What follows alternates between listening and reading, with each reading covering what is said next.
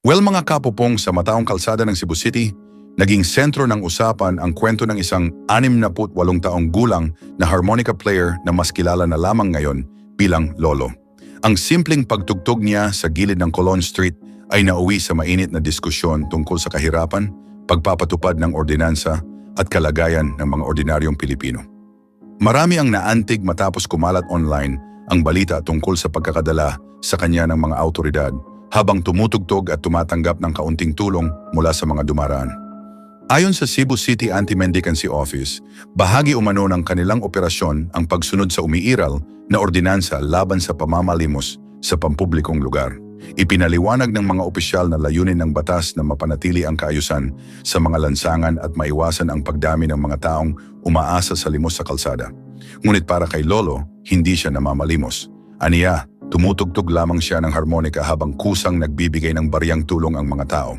Ibinahagi rin ng Lolo na ginagamit niya ang maliit na halagang nakukuha niya upang makabili ng pagkain para sa kanyang 3 taong gulang na apo. Dahil dito, maraming netizens ang naawa at nagtanong kung tama bang hulihin ang isang matandang musikero na pilit lamang naghahanap buhay sa simpleng paraan. Lalong lumakas ang simpatiya ng publiko nang lumabas ang mga larawan at video ng kanyang muling pagkikita kasama ang kanyang pamilya matapos siyang pansamantalang mapalaya. Dahil sa matinding reaksyon ng publiko, nag-utos ng investigasyon si Cebu City Mayor Nestor Arquibal upang alamin ang buong pangyayari. Samantala, personal ding binisita ni Councilor Pastor June Alcover Jr. si Lolo sa himpilan ng pulisya at nangakong tutulungan siya sa kanyang kinakaharap na kaso. Kalaunan, iminungkahi rin ng konsehal na repasuhin ang umiiral na ordinansa dahil maaring hindi na ito na ayon sa kasalukuyang sitwasyon, lalo na para sa mga street performer at matatandang nais lamang kumita sa marangal na paraan.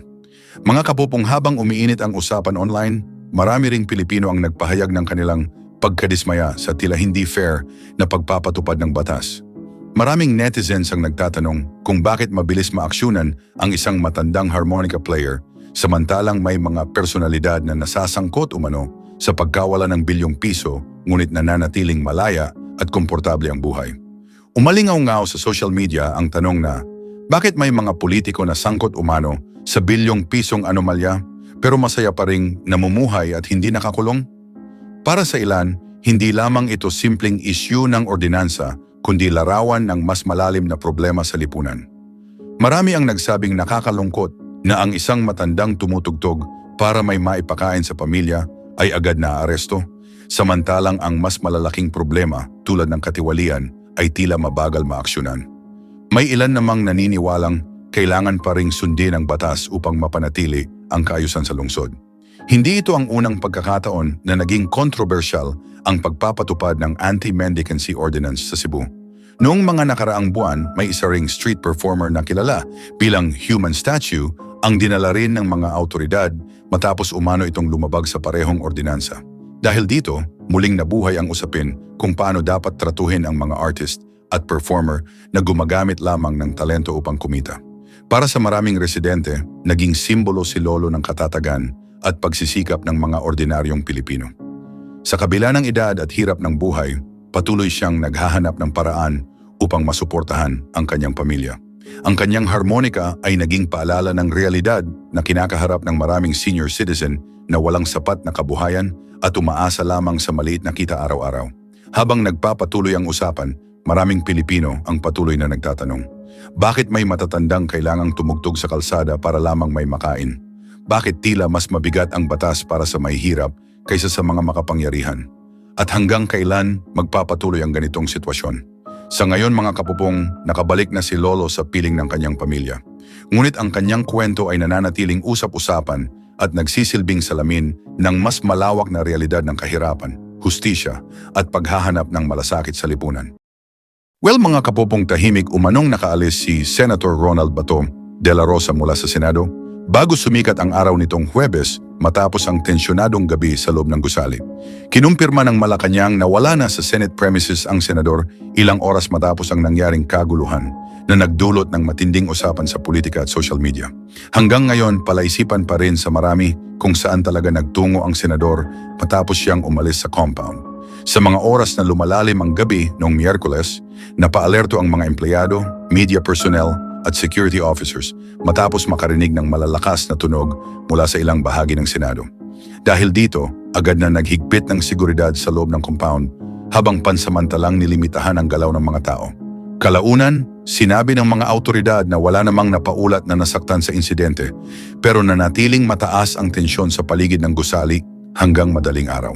Mga kapupong mas lalong naging sentro ng atensyon si De La Rosa dahil sa isinasagawang proseso ng International Criminal Court.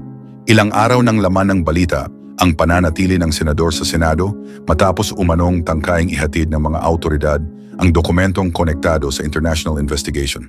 Dahil dito, halos lahat ng kilos ng senador ay mahigpit na sinusubaybayan ng publiko at media. Kumalat din online ang ilang video kung saan makikitang mabilis na gumagalaw si De La Rosa sa loob ng Senado kasama ang ilang security personnel. Marami ring netizens ang nagbahagi ng kani-kanilang opinyon matapos lumabas ang naturang footage. Sa social media, naging trending topic agad ang pangalan ng senador, pati na rin ang usapin tungkol sa International Criminal Court. Dahil sa mga bagong ulat mga kapupong, mas lalong dumami ang haka-haka matapos lumabas ang impormasyon na umanong nakita si Senator Robin Padilla sa Ninoy Aquino International Airport bago mag-umaga. Ayon sa ilang source, posibleng kasama umano ni Padilla si De La Rosa sa airport, bagamat wala pang opisyal na pahayag kung saan tutungo ang senador. Marami tuloy ang nagtatanong kung mananatili ba siya sa Metro Manila o lilipat sa ibang lugar upang makaiwas sa matinding atensyon ng publiko. Sa mga oras na nagpapatuloy ang usapin, ilang senador din ang nagpahayag ng suporta sa Senado bilang independent na institusyon. Ayon sa ilang mambabatas, mahalagang mapanatili ang integridad ng Senado at matiyak na magiging fair ang lahat ng legal na proseso. May ilan ding nanawagan na pairalin ang due process sa gitna ng umiinit na sitwasyon upang maiwasan ang dagdag na tensyon sa politika. Pero mga kapopong, hindi pa agad nagbigay ng temporary restraining order ang Korte Suprema kaugnay ng petisyon ni De La Rosa. Sa halip, inatasan muna ang ilang ahensya ng gobyerno na magbigay ng kanilang paliwanag bago magbigay ng susunod na desisyon ang Korte. Dahil dito, mas lalong tumindi ang interes ng publiko sa magiging direksyon ng kaso. Patuloy na manghati ang opinyon ng publiko tungkol sa issue. May ilang naniniwalang dapat makipagtulungan ang Pilipinas sa mga tao sa mundo pagdating sa mga international investigation, habang may iba namang nagsasabing dapat manatiling independent ang bansa sa paghawak ng mga sensitibong kaso.